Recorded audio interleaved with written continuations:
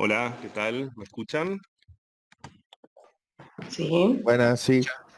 Hola, buen día. Buenas, Hola, ¿qué tal? Buen Buenos día. días. buen día. Buen Hola, ¿qué día. tal? Buen día. Buen día. Buen día. Hola, buen día. Buenos días. Hola, buenos días.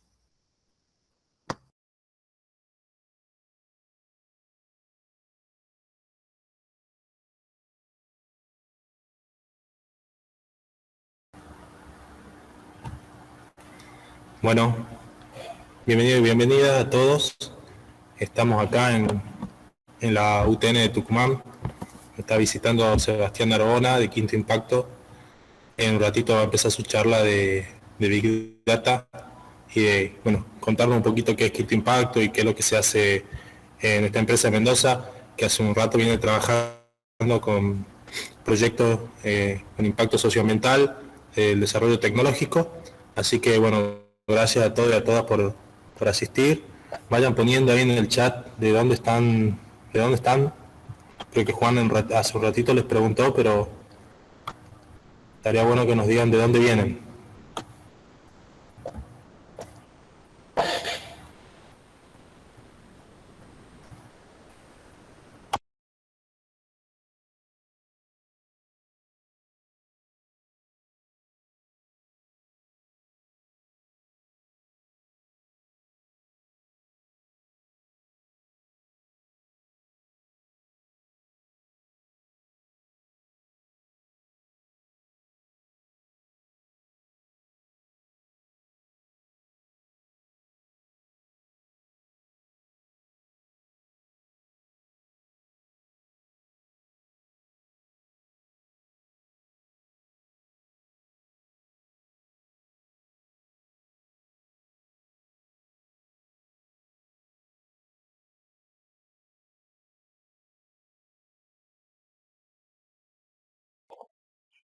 Bueno, ¿cómo están? Espero que estén bien. Disculpen un poco la demora. Eh, Ahora voy a compartirles pantalla y arrancamos la charla. Avísenme si ven mi pantalla.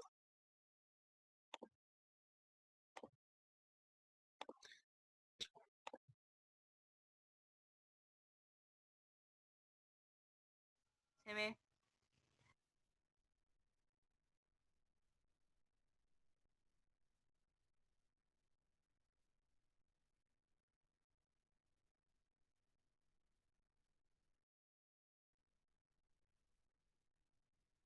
Estás muteado, Seba.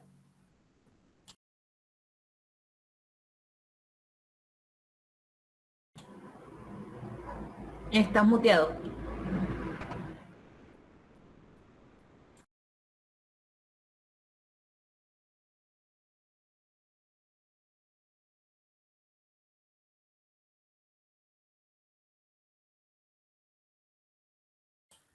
Sebastián, estás muteado desde el Meet. Seba.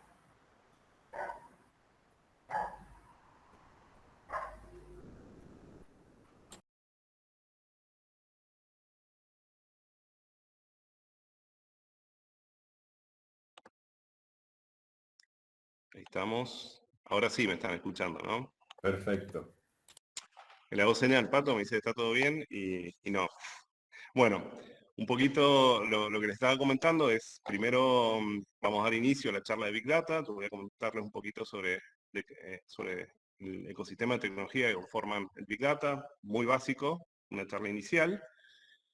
También comentarles un poquito sobre Quinto Impacto, y antes de eso, nada, quería darles las gracias a Patricio y a Juan, quienes son de Tucumán, trabajan en Quinto, trabajan también en la UTN, y nos ayudaron a organizar la charla, también a la Universidad Tecnológica Nacional, que siempre nos abre las puertas a los exalumnos para hacer este tipo de eventos. Y por último a ustedes, agradecerles la paciencia, pedirles disculpas porque arrancamos un poquito demorado. Y bueno, espero que disfruten y les sirva la charla, ¿no? Bueno, vamos a arrancar por presentarme. Yo soy Sebastián Arbona, soy ustedes están remotos, estoy sentado, me ven de acá para arriba con ropa, pero soy la persona de figura ahí, antes de dedicarme al desarrollo, ¿no? Yo soy ingeniero en sistemas de información, egresado de la Universidad Tecnológica Nacional. Soy máster en Data Management e Innovación Tecnológica, egresado de la Universidad de Barcelona.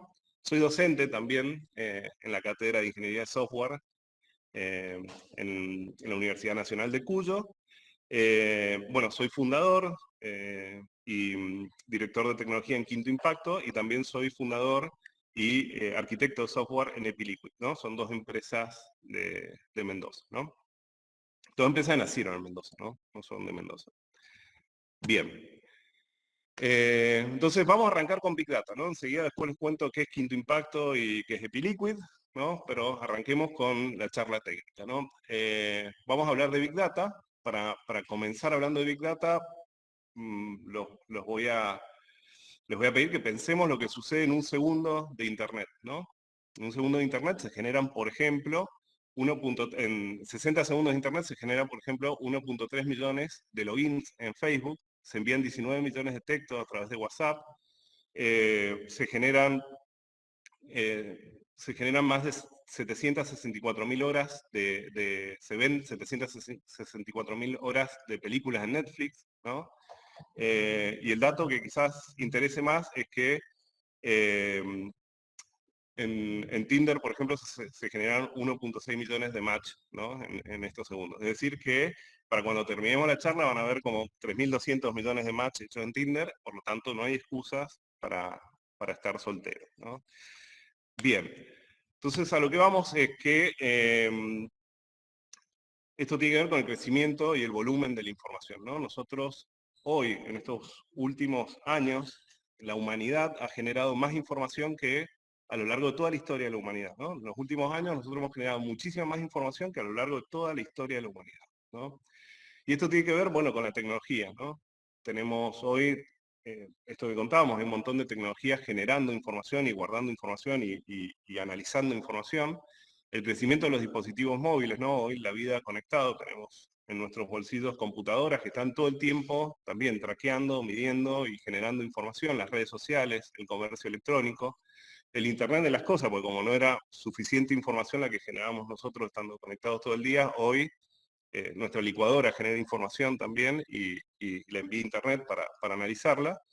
Y por supuesto, bueno, criptomonedas, blockchain, ¿no? Son todo está siendo enviado y todo se está procesando y todo está dejando rastros o está dejando información la cual en algún punto es interesante para analizar o sirve analizarlo o sirve usarlo, ¿no?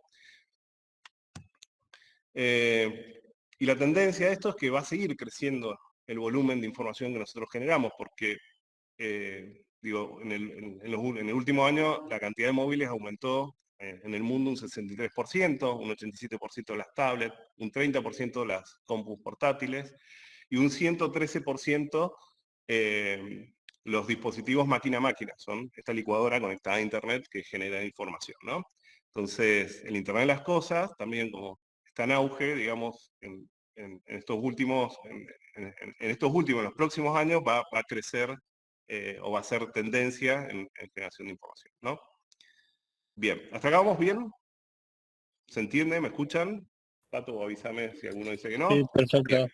Todo bien. Perfecto. Entonces, es el Big Data, ¿no? Big Data tiene que ver con esto que estamos hablando, ¿no? Nosotros estamos generando un volumen inmenso de información y ese volumen inmenso de información necesitamos procesarlo en un tiempo relativamente real. Muchas veces lo tenemos que analizar en tiempo real, otras veces en tiempos necesitamos tener en muy poco tiempo información procesada, ¿no? Y lo otro que tiene que también que ver con la tendencia es que estamos generando información que no está del todo estructurada, ¿no? Entonces, estas tres características, que ya las vamos a ver bien, generan un problema para las tecnologías vigentes, o las tecnologías que hasta ahora, o hasta hace un tiempo atrás, estaban vigentes para analizar información, ¿no? Esas tecnologías, por algún motivo, no por algún motivo, por estos tres motivos, no son buenas para analizar este volumen o información de estas características, ¿no? Entonces, Esto conforma lo que se llaman las 3B del Big Data. Si buscan hoy información, hay como 5B, pero bueno, nada. A medida que le meten marketing a las charlas aparecen más B. En verdad, digo, inicialmente todo esto surge por estos 3 problemas, ¿no? Tenemos información que tiene mucho volumen, necesitamos procesarlas en tiempos relativamente cortos, y hay mucha variedad en la información, ¿no? Tenemos datos estructurados y semiestructurados o directamente no estructurados, ¿no? Son datos, estas 3B conforman lo que se llaman datos complejos. Esos datos complejos son difíciles de procesar o imposibles de procesar con las tecnologías que estaban vigentes, ¿no? Entonces, ¿cuáles son las limitaciones que tiene o que tenía la tecnología que estaba vigente, ¿no? Eso un poquito es lo que vamos a analizar ahora en las próximas diapositivas. Iba a decir filminas, pero siempre me molestan cuando digo filminas, bueno, existen. Entonces, bien, uno de los problemas que tiene la tecnología vigente es que están armadas o estaban pensadas para lo que era el escalamiento vertical, ¿no? ¿Qué es el escalamiento vertical? Yo tengo una base de datos que procesa información, necesito procesar o darle más poder a ese motor de base de datos, y ¿qué es lo que hacía? Y aumentaba la RAM, aumentaba el disco, aumentaba el procesador, ¿no? Es decir, que ponía una máquina más grande. Necesitaba más poder para procesar, necesitaba más potencia de procesamiento, que es lo que hacía, y sumaba procesador, sumaba disco, sumaba memoria, y eso lo que va haciendo es que cada vez vaya creciendo en máquinas más y más grandes, y esto tiene un límite, ¿no? Va a haber un punto donde esa máquina no va a poder crecer más, ¿no? Eso es escalamiento vertical, ¿no? Yo voy aumentando la capacidad en términos de aumentar la capacidad de esa computadora, ¿no? ¿Hasta ahí me siguen? ¿Vamos bien? ¿Pato? Sí. ¿Está todo Sí. bien? ¿Sí? Sí, sí. Me chamuda el pato, porque no es el pato presiente que vamos bien. Bien. La otra limitación es la manera en la que funcionan los motores de base de datos, ¿no? Puntualmente los motores de base de datos, tradicionalmente SQL, funcionan con un esquema sobre escritura, ¿no? Nosotros para meter información en una base de datos de SQL necesitamos un esquema, ¿no? El insert que vamos a hacer a alguna tabla de esa base de datos tiene que respetar un esquema.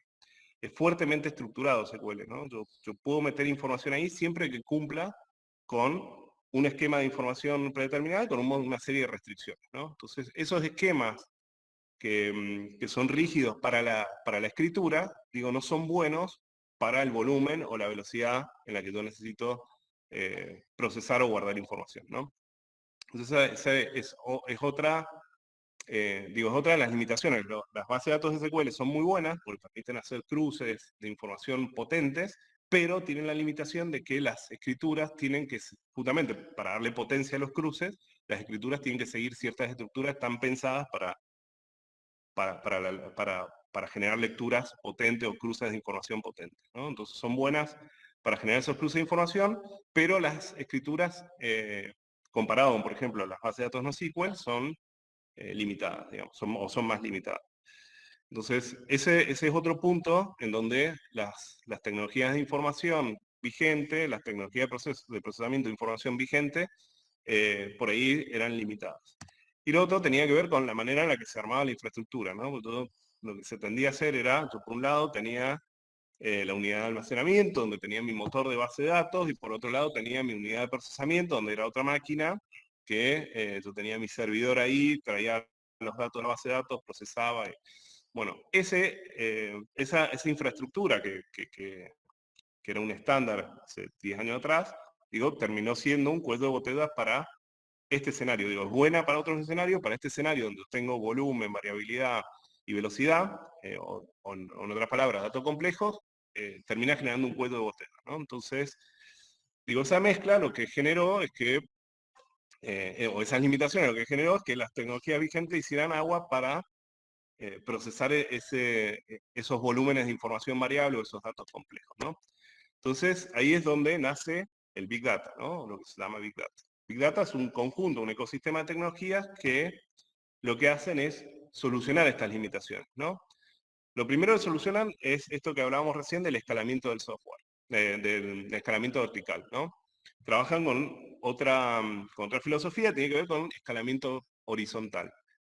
Si yo necesito más potencia de procesamiento, no genero, no busco una máquina más grande, sino que busco sumar máquinas. Entonces voy armando clúster de máquinas que quizás no sean máquinas potentes, pueden ser un clúster de máquinas mediocres, pero la suma de un montón de máquinas me genera mucha más potencia quizás que ir escalando de manera vertical sobre una misma máquina. Y lo bueno del escalamiento horizontal es que no tiene límites. Digo, yo puedo sumar tanto procesamiento como quiera. La ventaja del escalamiento horizontal es que no tiene límites. Yo puedo sumar tantas máquinas como yo quiera, y eso significa que puedo tener tanta potencia como yo quiera.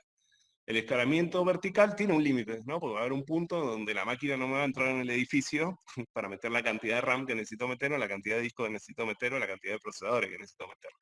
Entonces, el escalamiento vertical tiene un límite, el escalamiento horizontal no.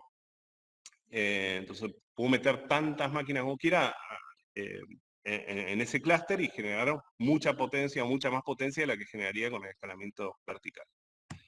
Por otro lado, bueno, las tecnologías que forman parte del Big Data están pensadas con esquemas que funcionan sobre lectura, ¿no?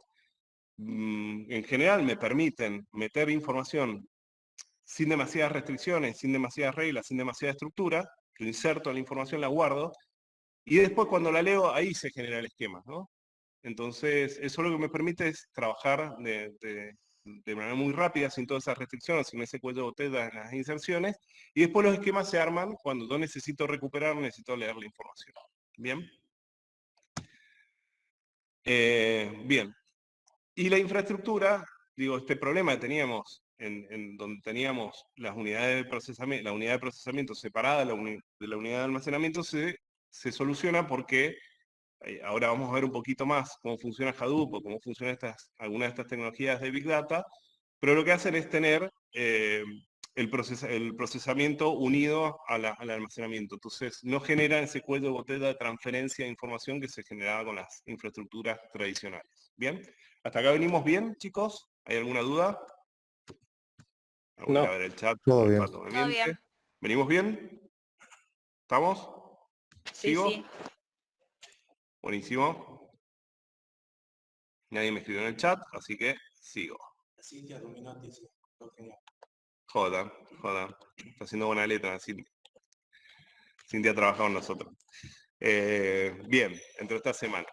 Bien, entonces continuamos, vamos. Entonces, bueno, ¿qué es el Big Data? El Big Data justamente es un ecosistema, yo ya se lo spoileé hace como 10 diapositivas atrás, pero es un conjunto, un ecosistema de tecnología que lo que hacen es solucionar estas limitaciones que tienen las tecnologías tradicionales o el procesamiento de datos tradicionales, ¿no?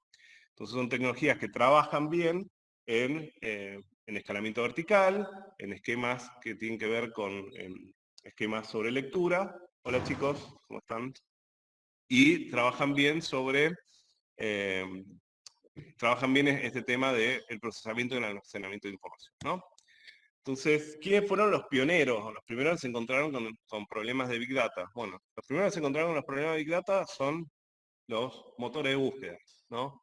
Hace un montón de años atrás, los primeros motores de búsqueda se encontraron estos problemas, ¿no? Era tanta la cantidad de webs que iban surgiendo y era tan difícil de analizar esa información, porque no es información que estuviese estructurada, entonces el volumen era grande y los tiempos de respuesta tenían que ser cortos, porque cuando yo busco en un buscador necesito que rápidamente me tiren los resultados. Los primeros que se encontraron con este problema fueron los buscadores. Y acá es el auge de Google, ¿no?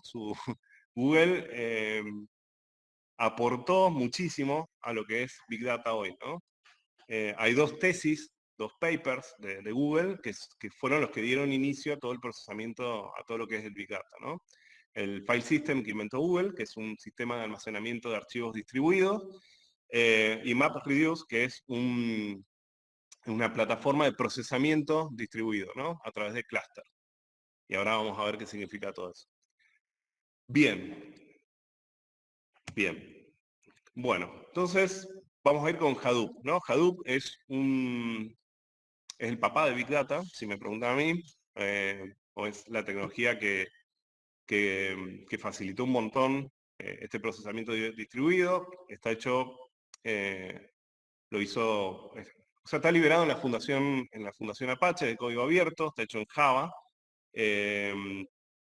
Se conforma o está compuesto de dos grandes componentes, el Hadoop File System, que es un sistema de almacenamiento de archivos distribuido, y MapReduce, que es un sistema de procesamiento distribuido. Y aparte, digo, procesamiento distribuido y paralelo, digo, me permite utilizar un clúster de procesamiento para resolver preguntas complejas, digamos, en paralelo. Aparte, Hadoop puede funcionar en hardware commodity, ¿sí? En hardware barato, ¿sí? No necesitamos grandes computadoras o servidores con grandes capacidades de procesamiento, sino que lo que necesitamos es un clúster, ¿no? Esto de que hablábamos recién del escalamiento horizontal, en lugar de tener una mega computadora, necesitamos un par de computadoras con capacidades mediocres para procesar la información, ¿no? La potencia está en el clúster y no, o sea, está en el escalamiento horizontal y no en la potencia de cada uno de los nodos. Bien. Entonces, un poco para comentarles o contarles cómo funciona Hadoop, que es como una tecnología central en lo que es Big Data. Después hay un montón de implementaciones de Hadoop que también les voy a contar, pero vamos a entrar en algunos conceptos. ¿Qué es un clúster? ¿No? Un clúster es un conjunto de computadoras que se comportan o funcionan como si fuese una única computadora, ¿no? Para el usuario es transparente. No sabe el usuario si detrás está respondiendo uno o le están respondiendo 10 computadoras. Eso es un clúster, ¿no? Dentro del clúster tenemos una composición o un funcionamiento que puede ser a través de comportamiento maestro-esclavo. ¿Qué significa esto? Y dentro del clúster podés tener una computadora que funcione como maestro y otras computadoras que funcionen como esclavo. Las computadoras que funcionan como maestros son las que orquestan, las que coordinan las tareas o las que generan, las que hacen que el clúster funcione o lleve adelante ciertas tareas, ¿no? Son computadoras que orquestan las tareas que van a ejecutar los esclavos, ¿no? Entonces, nosotros habíamos dicho que Hadoop tenía Hadoop File System, que es el sistema de archivos distribuidos, que funciona sobre un clúster. En ese clúster, el Hadoop File System también tiene un maestro, que es el name node, y un esclavo, que es el data node. ¿Sí? El almacenamiento de información en Hadoop se efectúa en un clúster, se efectúa de manera distribuida. Yo guardo un archivo, y en verdad no lo estoy guardando en una máquina, estoy guardando quizás en 10, en 100, en 10, en miles, ¿no? No sé lo que hay detrás. Para mí lo guardo en un disco duro, en verdad ese archivo se divide en un montón de partes y se guarda en un clúster, ¿no? ¿Quién sabe cómo está dividido y cómo se tienen que recuperar los archivos? Es el maestro, ¿no? El main node. Y los nodos esclavos son los que tienen esos pedacitos de información y son los que le van a devolver al maestro la información cuando la pide. Y MapReduce, que era el procesamiento de esa información distribuida, también funciona con un esquema de maestro-esclavo, en donde el maestro se llama job tracker y el esclavo se llama task tracker, ¿no? Entonces, de la misma manera, ¿no? Cuando tengo que efectuar una tarea en un clúster, el maestro es quien sabe qué pedacito de tarea le van a dar a cada uno de ustedes, ¿no? Después cada uno de ustedes, ahora los señalo a ustedes, los tengo acá, cada uno de ustedes va a ejecutar un pedacito de esa tarea y le va a devolver un resultado al maestro. El maestro lo que va a hacer es juntar todos esos resultados y terminar tirando el resultado general de esa tarea. Ese es el procesamiento distribuido, ¿no? Entonces Big Data es una mezcla de los dos, ¿sí? Es una mezcla de almacenamiento distribuido y procesamiento distribuido, ¿no? Hadoop es una mezcla de los dos. Bien, ¿cómo funciona el Hadoop? Sí. Mariano Ledesma pregunta, ¿la disponibilidad de los datos se maneja con redundancia? Sí, la disponibilidad de los datos se maneja con redundancia. Y ahora ahí es lo que digamos en esta diapositiva, ¿no? Entonces, así funciona Hadoop, ¿no? Yo tengo mi maestro, que es el name node, y después tengo todos los data nodes, que son los esclavos. Yo supónganse tengo un archivo largo, un archivo está compuesto de n partes, B1, la parte B1, B2, B3, B4, hasta Bn, y tengo n nodos en mi clúster, ¿no? Cuando yo almaceno esto, fíjense que el B1, en lugar de copiarlo todo en un nodo, cada uno de los pedacitos de ese archivo se copian en los distintos nodos. Y esto es lo que preguntaba Mariano, ¿no? Hay redundancia, porque yo tengo B1, lo tengo copiado en el nodo 1, en el nodo 4 y en el nodo 5. B2 lo tengo copiado, por ejemplo, en el nodo 2 y en el nodo 1. y también lo debo tener acá en el nodo 5, ¿no? Entonces, cada pedacito de archivo está copiado en distintos nodos. Esto de que hayan nodos que tengan repetidas piezas de información se llama redundancia. Y eso sirve para la tolerancia a fallo. Ahora les voy a explicar cómo funciona. En este caso, fíjense que cada nodo está 3 veces. Eso significa tener un factor de redundancia o replicación igual a 3, ¿no? ¿Qué me asegura esto? Y que se me pueden caer 2 servidores y va a seguir andando, ¿no? Ya si se caen 3, ya no puedo asegurar que esto siga funcionando, puedo perder información. Bien. Y fíjense que también puedo hacer redundante el maestro, ¿no? O sea, puedo tener un nodo principal, un nodo secundario, un nodo, digo, el máster también lo puedo hacer redundante. ¿Por qué? Porque si se me cae el máster, termina siendo, digo, si se me cae el máster y no tengo redundante, digo, se cae todo el clúster, ¿no? Entonces también puedo generar redundancia ahí. ¿Cómo funciona esto? ¿O para qué es Perdón. Denme un segundo.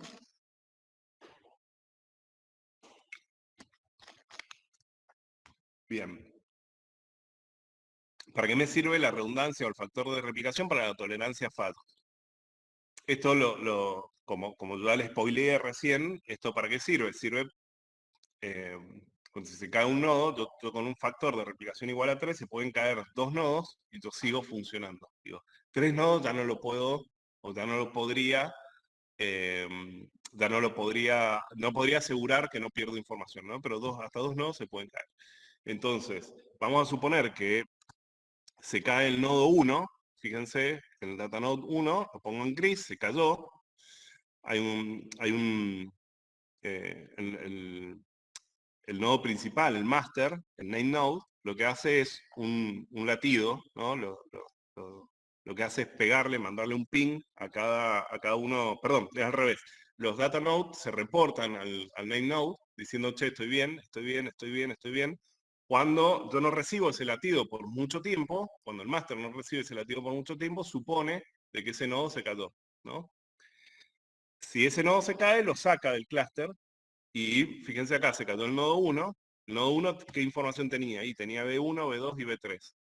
Entonces, ¿cómo sigo operando ese clúster si yo necesito tener esa información? Y la tengo replicada. Entonces, puedo utilizar el nodo 2, el nodo 3 y el nodo 5, ¿no? Para reponer esta información que yo perdí, ¿no? Entonces, cada vez que alguien necesite información que le iba a pedir al nodo 1, y la va a sacar del nodo 2, del nodo 3 o del nodo 5, que son los que tienen copias de esas partes de información. ¿Se entiende? Bien, genial. ¿Hay alguna duda, Pato? ¿Ahí en el chat? ¿Venimos bien? Perfecto.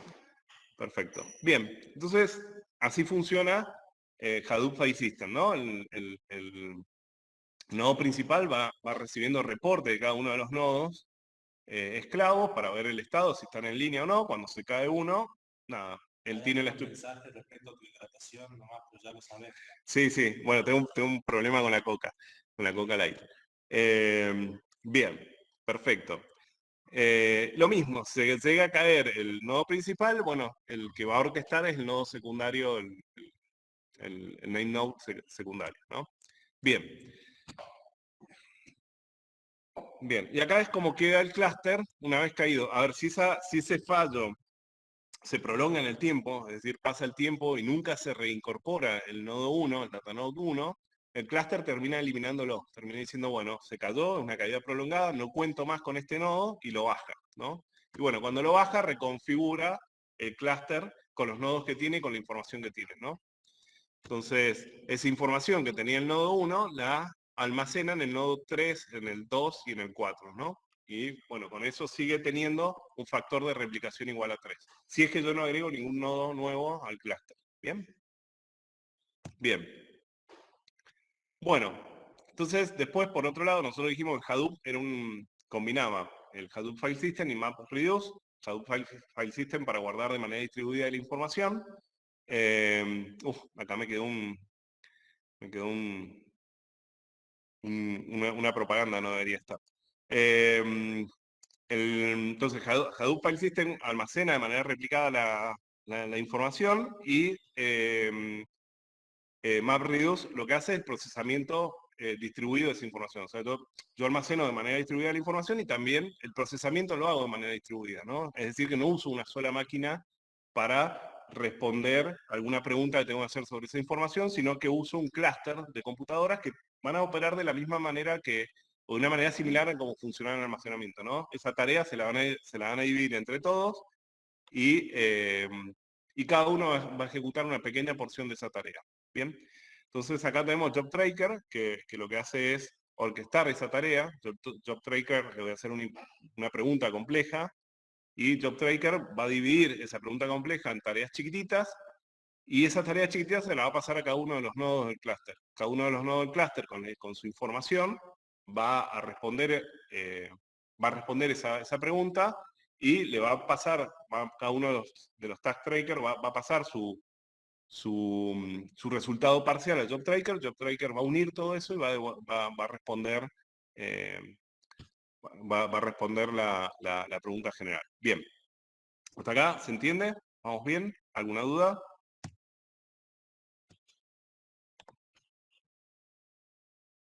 ¿No, Pato? Todo Bien, perfecto. joda. Bueno, vamos a un ejemplo fácil, digamos. Quiero ver quién es el jugador más mediático, ¿no? Yo tengo un montón de portales de noticias, N o tantos portales como yo quiera.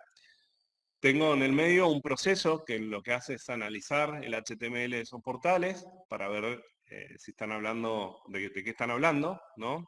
Y eso lo manda a Hadoop. Hadoop guarda esas noticias de manera distribuida, como vimos recién, haciendo con un factor de replicación determinado y en un clúster.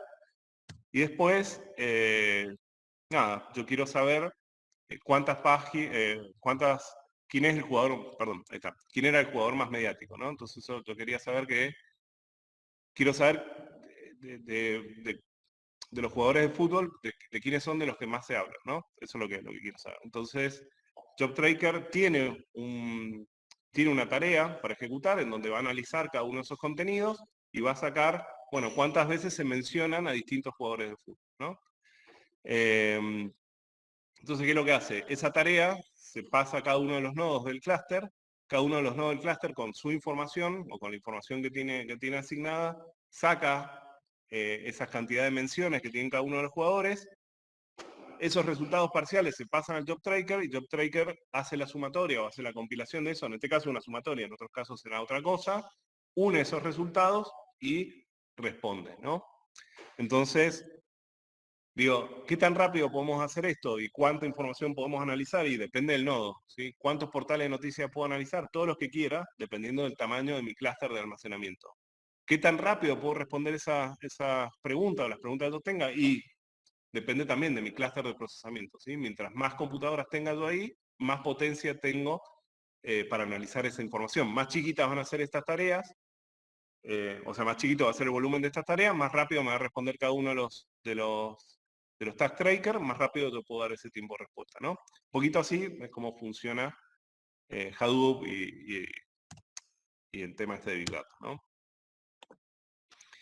Bien, entonces yo lo que les decía, o lo que les mencionaba recién, que Big Data es un ecosistema de tecnologías, ¿no? En este caso estamos hablando de Hadoop porque, digo, es como uno de los primeros desarrollos, uno de los desarrollos más importantes, si se quiere, dentro de lo que es el ecosistema de Big Data, pero hay un montón de cosas desarrolladas para Big Data, hay un montón de tecnología en un montón de lenguajes, ¿no? Un poquito el ecosistema de Hadoop, digo, está armado por el Hadoop File System, que es este sistema de almacenamiento distribuido, MapReduce o YARN, que es son las tecnologías de procesamiento en paralelo o procesamiento distribuido. Bueno, también tenemos HBase, que es una base de datos no SQL orientadas a columnas.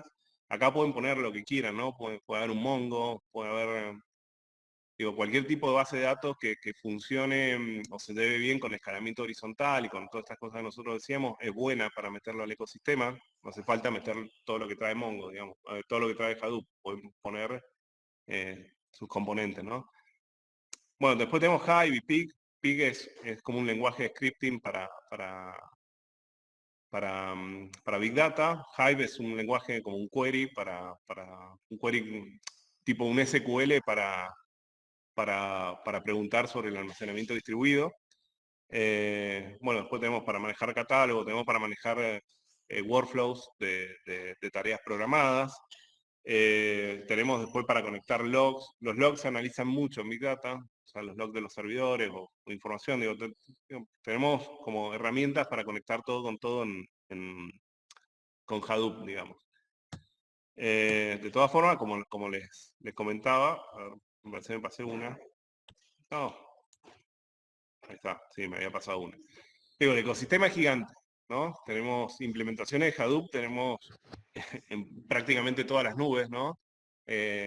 Amazon tiene su implementación de Hadoop, Azure tiene su implementación de Hadoop, Oracle tiene su implementación de Hadoop. Digo, tenemos como implementaciones de Hadoop para hacer procesamiento, almacenamiento distribuido en un montón de ecosistemas, en un montón de nubes y de empresas. Y después tenemos un montón de tecnologías que están alineadas a toda esta manera en la que tiene que operar y funcionar Big Data, la cual, digo, es gigante. Gigante y es para más de un lenguaje, ¿no? O sea, si trabajan con Python, hay un montón de herramientas que son buenísimas para Python. Si trabajan con algún otro tipo de lenguaje también, entonces, digo, es gigante el ecosistema, ¿no? Acá estamos viendo como algo neurálgico y central y muy básico, pero para avanzar y para crecer en eso hay un montón, ¿no? Y esto va de punta a punta, ¿no? Big Data es como uno de los nodos iniciales de esto, pero todo esto después termina o en sistemas de información, o terminan en Business Intelligence, o terminan en otras plataformas que se conectan a todo esto, ¿no? O sea, nosotros podemos tomar información que sean datos complejos, como habíamos explicado, procesarlos, limpiarlos, cruzarlos, y que esto termine en un Business Intelligence con Qlik o con alguna herramienta que esté ahí, o en un sistema de información que utilice esa información ya cruzada para hacer cosas, ¿no? Bien. Y por último, bueno, les doy un ejemplo, ya les di un ejemplo inventado, el de Messi y los jugadores de fútbol. Les doy un ejemplo que hacemos en Quinto y que trabajamos en Quinto, un ejemplo de la vida real, ¿no? Quinto, hay un proyecto que se llama EpiLiquid, un poco lo mencioné al principio de la charla. Yo soy arquitecto de software en esa empresa, soy fundador y arquitecto de software. Básicamente lo que hacemos en EpiLiquid es usar Big Data para... usamos Big Data para encontrar biomarcadores que sirvan para la detección temprana de cáncer, ¿no? Este es un proyecto que lo estamos haciendo con investigadores del CONICET, y lo que hacemos es analizar volúmenes inmensos de información, como es la información genotípica, ¿sí? La de los genes, es gigante, y información fenotípica que tiene que ver con información de los pacientes, sobre base de datos de personas sanas y personas que han tenido cáncer, ¿no? Y aplicamos técnica de Big Data para hacer cruces de información en base de datos que cumplían con esto que habíamos hablado en las 3B, ¿no? Necesitamos tiempo de respuesta rápido, los volúmenes de información son gigantes, y aparte la información es... no es información estructurada. Entonces, de estos cruces de información, nosotros generamos o buscamos, con estos cruces de información, buscamos biomarcadores que sirvan para generar detección temprana de cáncer. ¿Por qué detección temprana? Pues los biomarcadores los estamos buscando para generar biopsias líquidas. Las biopsias líquidas son biopsias que uno se puede hacer con un examen de sangre, y lo que buscamos con esto es que a través de un examen de sangre sepamos si tenemos o no determinado tipo de cáncer. Y esto es buenísimo, porque hoy para saber si tenemos o no determinado tipo de cáncer, básicamente nos tienen que operar, ¿no? Entonces, digo, por eso también se detecta muy tarde el cáncer, y por eso es nocivo. Cáncer, si nosotros lo atacamos a tiempo, hay un 90% de posibilidades que nos curemos y que lo eliminemos definitivamente al cáncer. El problema es que cuando se detecta tarde.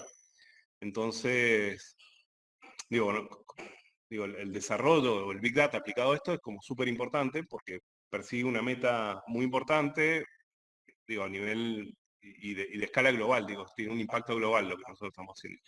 Entonces, bueno, básicamente lo que hacemos ahí es analizar información, lo que me contaba, hay base de datos cuando nosotros nos hacen una biopsia y nos sacan un tejido que puede o no tener cáncer, eso lo analizan con determinada tecnología, hay una tecnología que se llama Illumina 450. Esa información lo que hace es nos da datos de ese tejido, lo divide en 450.000 sitios y nos da información de los genes en 450.000 posiciones. Nosotros lo que hacemos es analizar esas muestras, ¿no? Cada muestra tiene 450.000 datos que nosotros cruzamos y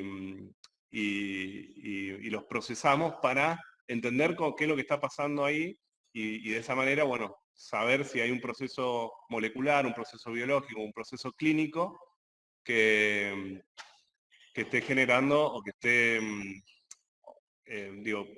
un proceso biológico, molecular o clínico que esté generando algo que nos dé un indicio de que ahí puede estar pasando, de que ahí puede estar en presencia de cáncer, o que nos sirva para detectar biomarcadores, o nos sirva para detectar cuáles son los genes que están siendo más afectados. Sí. Sí, sí. De hecho, esta es una aplicación de biotecnología, ¿no? Bien, entonces si quieren les muestro. Quizás no han escuchado la pregunta. Ah, ok. Lo que me preguntaban es si el Big Data se puede aplicar a la biotecnología, ¿no? Y justamente lo que estamos viendo es un ejemplo de biotecnología. A ver si puedo. No tenía pensado hacer esto, pero me voy a loguear como un científico.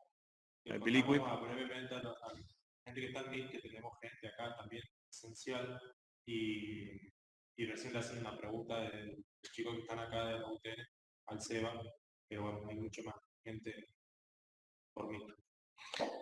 Bueno, acá vamos a ver el resultado de lo que les comentaba yo recién, ¿no? Acá voy a entrar, acá me acabo de conectar, voy a meter a cáncer de colon, y vamos a ver un resultado de lo que me da Big Data, ¿no? Entonces voy a elegir un gen, Septino9. Septino9 es uno de los 20.000 genes que nosotros tenemos en nuestro ADN. Acá lo que hemos hecho es analizar la información de un montón de pacientes, que algunos han tenido cáncer y otros no, y con esa información hemos analizado todos los genes de pacientes con cáncer y no, y lo que hacemos es un ranking de cuáles son los genes que han sido más afectados, por ejemplo, en cáncer de colon. Y en este caso, por ejemplo, uno de los genes que estamos estudiando es Septino9. Septino9, bueno, es un gen sobre el que se han escrito varios papers para cáncer de colon. Y básicamente, fíjense, bueno, lo que nos interesa encontrar es, acá estamos analizándolo desde un punto de vista molecular. ¿Qué significa esto? Queremos ver si desde la óptica molecular, cuando hay cáncer ocurre algo, ¿no?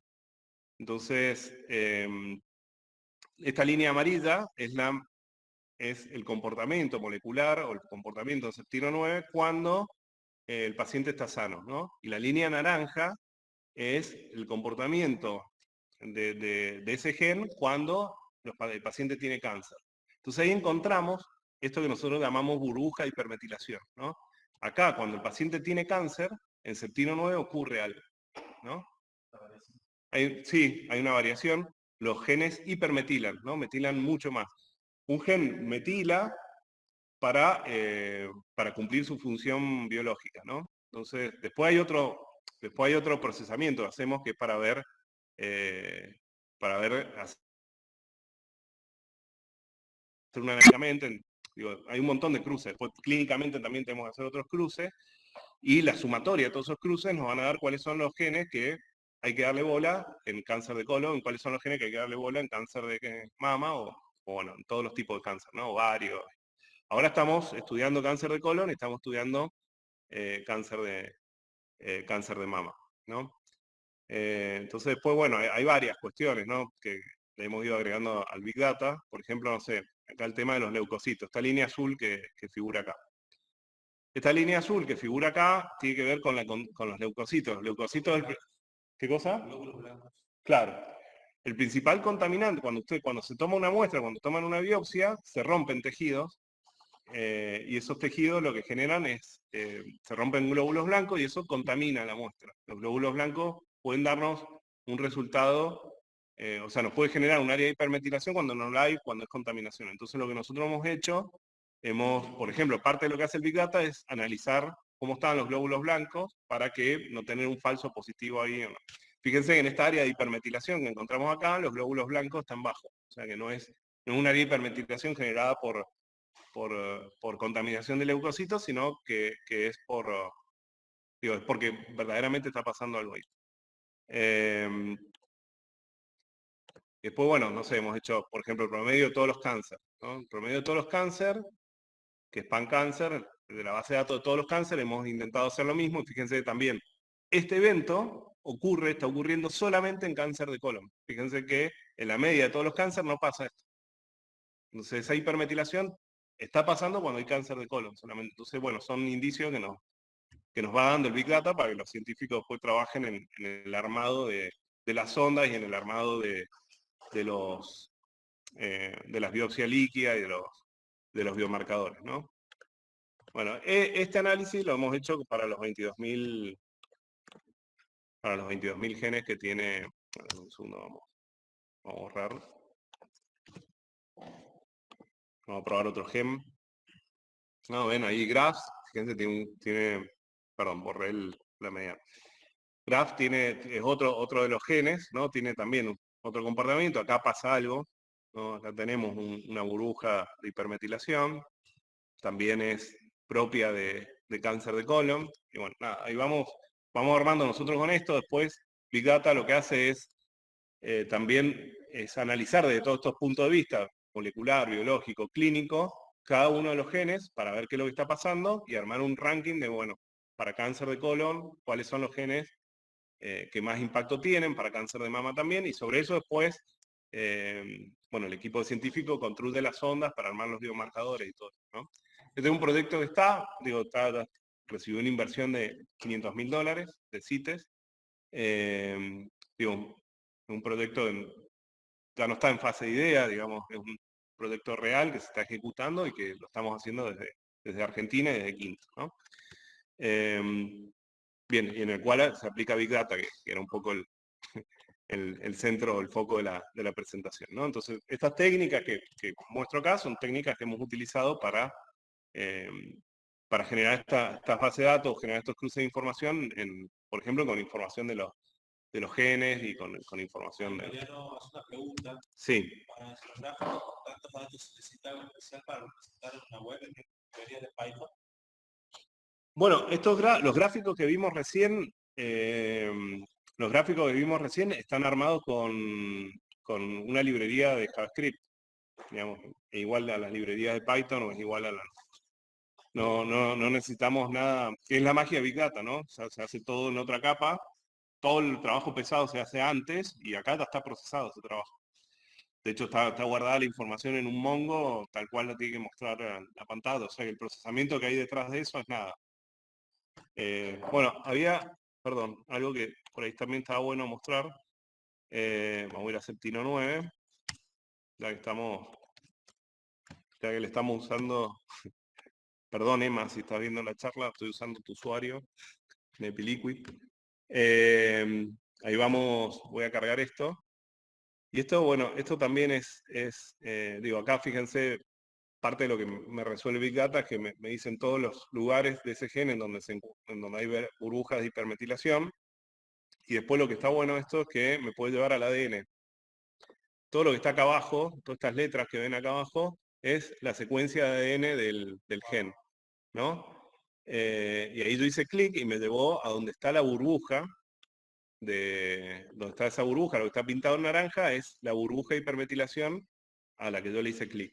Lo que está marcado acá en negro son secuencias de restricción que le interesan analizar a los científicos, ¿no? Los científicos les sirve que dentro de las burbujas que nosotros detectamos estén estas secuencias GC, perdón.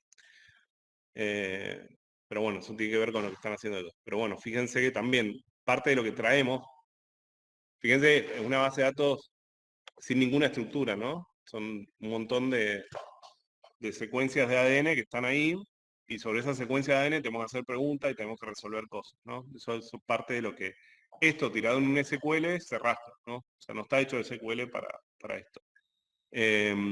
Obviamente SQL usamos un montón, acá en este proyecto inclusive, pero bueno, hay un montón de cosas que están resueltas con motores que están armados para resolver este tipo de...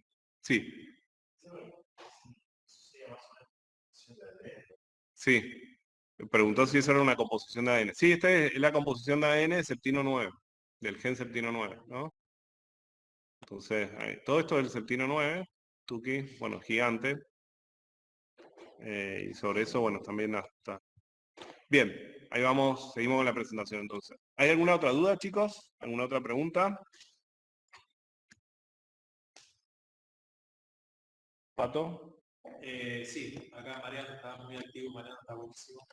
¿Hay alguna implementación de tecnología más o que se elija más, por ejemplo, utilizar servicios de Google, Python, Python, MongoDB? Bueno, sí creo que Mongo, ahí. Sí, de hecho Python tiene como su suite de Big Data. Esto, digo, hay para tirar al techo, o sea, y para todo, para todos los lenguajes, porque vieron que yo por ejemplo mencioné Pig y mencioné Hive. Bueno, Pig son implementaciones de scripting para Python o para otro tipo de lenguajes de script, ¿no? Para directamente escribir las tareas en Hadoop nativo, las tareas las tienen que escribir en Java. Pero con Pig, por ejemplo, las pueden escribir en Python a las tareas. Y eso, nada, se traduce eso lo levanta Hadoop y lo resuelve, y el script está hecho en Python, digamos. O sea que hay, era lo que decía recién, el ecosistema es gigante. Bueno, ahí nosotros en Epiliquid, por ejemplo, tenemos colectores de datos hechos en Python y colectores de datos hechos en R y colectores de datos hechos en Java. Entonces, tenemos como la capa de serialización nuestra, que es la que tiene todos los colectores. Tenemos colectores escritos en un montón de lenguajes, dependiendo de qué es lo que nos convenga o de qué manera nos convenga cruzar la información, ¿no? Está re intenso el chat de Gara. Y eso tiene sentido porque están todos los chicos de Gara conectados a la charla. Bien. ¿Alguna otra duda, chicos? ¿No? Por acá, bueno, se ríe, el Mecha se ríe. Sí. Ahí, bueno, agradecerte, Seba, no sé si me están escuchando. ¿Me escuchan? Bien. Vamos a hacer un par de anuncios parroquiales, por así decir, para aquellos que se hayan ido desde el momento final de sistemas. Voy a dejar un código de registro con los créditos y después le voy a dar también para que mi compañera de quinto, Caro, deje su mail para los que están presentes y quieran dejar su CV para ser analizado, a ver si puede incorporarse a quinto, lo mismo para los chicos que están acá presentes. Bueno, yo ahí un poco comentarles, eso lo habíamos dejado para después. O sea, arrancamos la charla, les comenté que yo era CTO de Quinto y que era socio fundador y también de Piliquid. Entonces un poquito, les dije, después les comento de Quinto. Quinto es una software factory de impacto. Es una empresa que desarrolla tecnologías, pero está centrada en que parte de esos desarrollos o parte de lo que nosotros hacemos como actividad generen impacto cultural, medioambiental o social. Nosotros somos una empresa B. Y un poco la idea de dar la charla acá en Tucumán es porque queremos traer parte de las operaciones que nosotros hacemos en Mendoza, traerlas a Tucumán y armar equipo acá en Tucumán. Acá un poco Juan y Pato están haciendo punta en esto. Y bueno, por eso, también quienes estén buscando por ahí trabajo, quieran sumarse a una empresa de desarrollo tecnológico, si quieren, les pueden pasar el currículum a Caro. Caro iba a dejar el mail. Caro, deja el mail ahí en el chat. Sí, Caro, deja el mail, hace algo, Caro. Así que bueno, eso un poquito. No sé si tienen alguna duda con la charla, alguna otra cosa que quieran preguntar. ¿No? Bien. Bueno, si querés seguir con los anuncios parroquiales, y yo dejo también mi correo para si quieren mandarme el currículum a mí o escribirme algo. Esta charla llega a través de la Dirección de Proyectos Informáticos que cuenta la UTN-FLT, un espacio también de entrenamiento para los alumnos avanzados y graduados recientes que quizás no han tenido oportunidad de tener experiencia real en proyectos, y hoy fortalecemos los proyectos gracias a la confianza que estamos generando con Quinto Impacto, buscando que los proyectos de la DPI tengan cada vez más impacto social, ambiental y o cultural. Así que es por eso también que estamos con Juan en la dirección del proyecto, que puede verse como una instancia previa de entrenamiento para la salida laboral y incorporación a espacios como Quinto Impacto.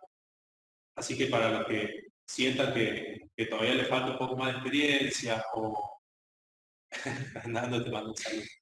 Un poco más de entrenamiento, está la dirección de proyectos informáticos acá en la UTN.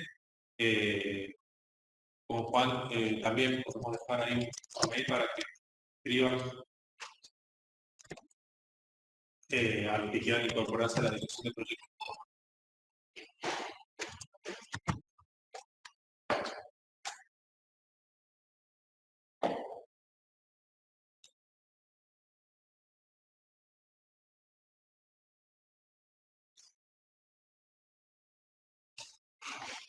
Y con eso, bueno, estaríamos, a los que están acá presentes, los invitamos un ratito que se queden, así charlamos un poquito más con Seba y sabemos un poquito en qué andan ustedes y qué más, qué otras cosas. Bueno, muchas gracias, chicos. Muchas gracias.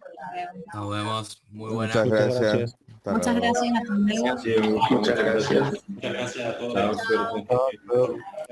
Chao. Y a los alumnos y alumnas de NFLT.